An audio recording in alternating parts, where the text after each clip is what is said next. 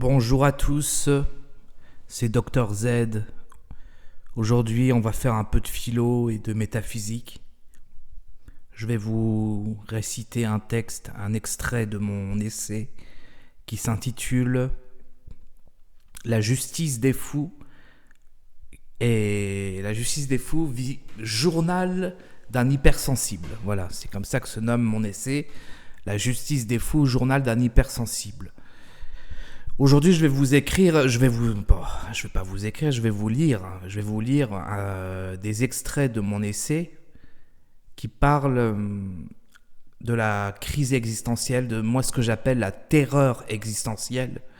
C'est bien plus profond que la crise existentielle et je vais vous décrire ce que c'est à travers ce récit, à travers ces écrits. Bonne écoute.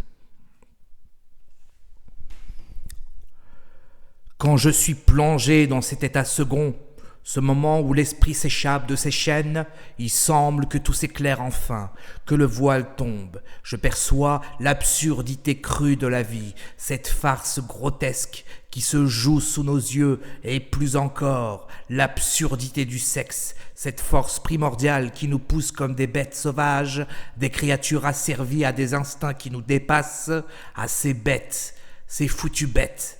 Elles me répugnent, non pas pour leur violence, mais pour leur simplicité, leur absence de questionnement. Elles avancent à aveugle dans ce monde absurde, sans jamais sonder les gouffres de l'existence, sans jamais se heurter à la question du pourquoi.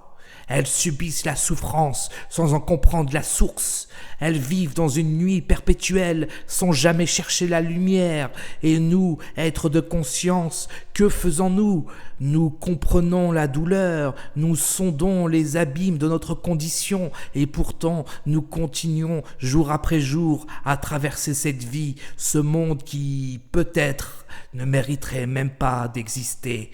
Le sexe. Voilà l'origine de tout. Au commencement, ce n'étaient que des cellules solitaires, se multipliant d'elles-mêmes dans une danse aveugle et sans but. Et puis un jour, le destin s'est amusé. Il a réuni ces cellules en une espèce, un être doté d'un semblant d'intelligence. Et dans un éclat de malice, il a dit « Pourquoi ne pas rendre cette multiplication plus complexe, plus tragique ? Je vais leur donner le sexe. » Et ainsi, l'existence est faite chair et la tragédie humaine a pris racine. Depuis lors, l'humanité prospère, portée par cette pulsion et avec elle les angoisses, les souffrances et ce paradoxe infernal qui tourmente même les plus désespérés, la peur de la mort.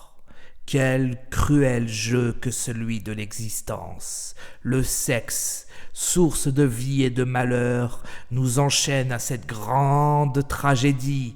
Il nous fait croître, nous reproduire, mais il nous condamne à ressentir, à souffrir et à redouter cette fin inéluctable. Un suicidaire, acculé par le désespoir, se trouverait fou face à ce paradoxe. Haïr la vie, mais craindre la mort. Ainsi, nous tournons en rond, prisonniers de cette farce divine, répétant les mêmes erreurs, les mêmes tragédies, enchaînés à cette force qui nous gouverne, sans jamais comprendre pourquoi. J'écris ce texte, le cœur en proie à une tempête noire, enveloppé dans un océan d'angoisse, cette angoisse qui naît de la réflexion profonde que je me suis imposée, de cette lucidité accablante qui ronge l'âme. Elle me pénètre, me traverse, comme une lame froide qui s'enfonce dans les entrailles, et tout d'un coup, je sens mes boyaux se tordre sous le poing de l'infini, de l'insaisissable absurdité de l'existence. Ah, toi qui n'as jamais connu cela, toi qui avances dans la vie, léger, insouciant, ignorant des gouffres insondables de la conscience, toi qui n'as jamais senti cette angoisse dévorante se planter en toi comme une bête affamée, tu ne sais rien des ténèbres. Si ce vertige ne t'a jamais effleuré, si tu n'as jamais senti l'abîme se refermer sur toi, alors tu n'as jamais véritablement affronté le cœur sombre de l'existence. Les ténèbres, vois-tu, ne sont pas l'absence de lumière, elles sont l'absence de sens. Elles sont là, tout autour de nous, tapies dans le silence, dans chaque question sans réponse, dans chaque pensée qui vacille. Elles guettent, patientes, et lorsqu'enfin elles nous prennent, elles ne lâchent plus, elles nous broient, nous laissent face à notre propre reflet, face à ce néant qui nous aspire. Ainsi, tu ne sais rien de ce qui te dépasse, rien de cette noirceur qui s'invite sans crier gare. Moi, je la connais, je la vis à chaque souffle. Elle m'entoure, m'étouffe, me fait vaciller, et c'est dans cet état, avec cette ombre accrochée à mon âme, que j'écris ces lignes, comme on sculpte dans la pierre une douleur trop longtemps refoulée. Voilà. Ceci était un extrait de mon essai « La justice des fous, journal d'un hypersensible ». J'ai écrit un autre extrait que je vais vous lire maintenant, et après ça je termine la vidéo. Ça s'appelle « Les trous noirs ». Parce qu'effectivement, je suis très fasciné par les trous noirs. Elles me fascinent, les trous noirs me fascinaient. Les trous noirs... Ils me fascinent autant qu'ils m'effraient. Je suis à la fois fasciné et effrayé par les trous noirs. Je ne sais pas ce qu'il y a de l'autre côté, ce qu'il y a derrière un trou noir. Est-ce que c'est le néant absolu? Est-ce que toute la matière s'efface, s'évapore face à la puissance, la masse incommensurable des trous noirs qui aspirent tout ce qui l'entoure, même la lumière. Et j'ai écrit tout ça alors que j'étais dans un état d'anxiété très importante. J'ai été très angoissé, j'ai fait une crise de panique, j'ai fait une crise d'angoisse causée par ce que j'appelle la terreur existentielle. La terreur existentielle, c'est bien plus grave, bien plus important, c'est beaucoup plus importante que la simple crise existentielle. Et donc du coup, voilà, je vais vous lire cet extrait en espérant que ça vous plaise.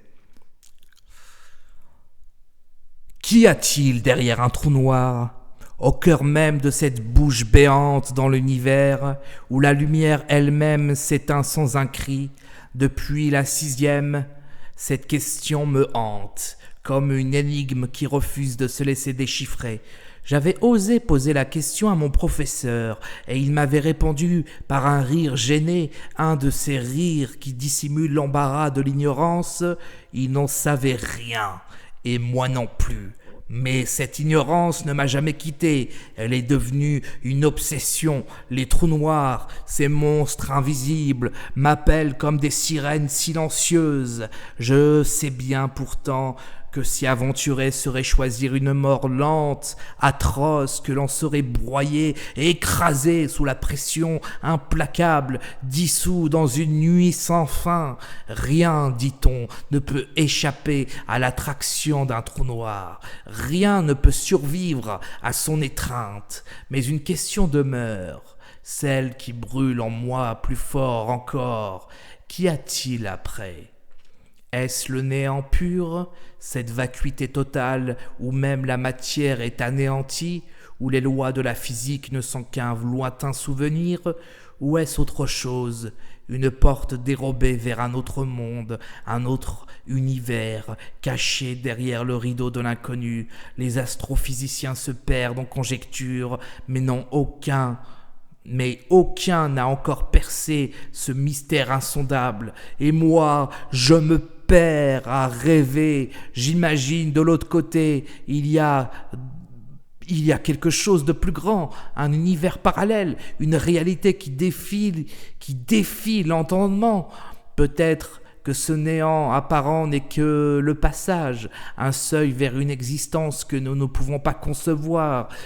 Je sais que je ne verrai jamais cette vérité de mon vivant, mais qui sait, Peut-être qu'un jour, dans un lointain futur, nous découvrirons ce qu'il y a derrière ces gouffres noirs, ces abîmes terrifiants.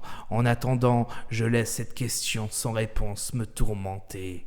Les trous noirs, à bien y réfléchir, me rappellent ces bugs de texture dans les jeux vidéo, ces failles où tout s'effondre, où la réalité se fissure et révèle le vide. Peut-être vivons-nous dans une gigantesque simulation, un jeu vidéo à l'échelle cosmique, et nous ne sommes que des PNJ, des personnages non jouables, avec des instincts programmés, mais dotés d'une conscience par accident, une intelligence artificielle si raffinée qu'elle en vient à s'interroger sur son propre rôle. Et si les atomes, si solides en apparence, n'étaient que des pixels en 3 dimensions, une illusion de matière et de substance, imagine, tout ce que nous croyons réel n'est peut-être qu'un code, une architecture complexe de données. Dieu, alors, ne serait plus ce créateur mystique que nous imaginons, mais un programmeur de génie, assis devant un ordinateur aux capacités infinies, d'un PC d'une puissance divine, calculant chaque particule, chaque événement, peut-être que les trous noirs, ces anomalies insondables, ne sont que des erreurs de rendu, des glitches dans la matrice de cet univers virtuel, des zones où le programme se brise, où la réalité montre ses limites. Et nous, pauvres PNJ, doués d'une conscience accidentelle, nous interrogeons, nous scrutons ces failles dans l'espoir de comprendre. Mais si cette conscience n'est-elle même qu'un autre programme, un algorithme savamment conçu pour poser des questions sans réponse. Peut-être que ce Dieu programmeur rit doucement en nous voyant nous débattre avec ses mystères, admirant son œuvre, satisfait de voir ses PNJ évoluer, se rebeller contre leur nature programmée. Alors, chaque atome, chaque trou noir n'est que l'expression d'un code en perpétuelle exécution, et nous ne sommes que des lignes de ce grand script cosmique. Voilà, j'ai terminé. J'espère que tout cela vous a plu. Je vous dis à très bientôt pour une prochaine vidéo consacrée à un sujet que je ne sais pas quel sujet je vais aborder, mais ce sera un sujet de société, certainement. Je vous dis à bientôt, portez-vous bien, au revoir.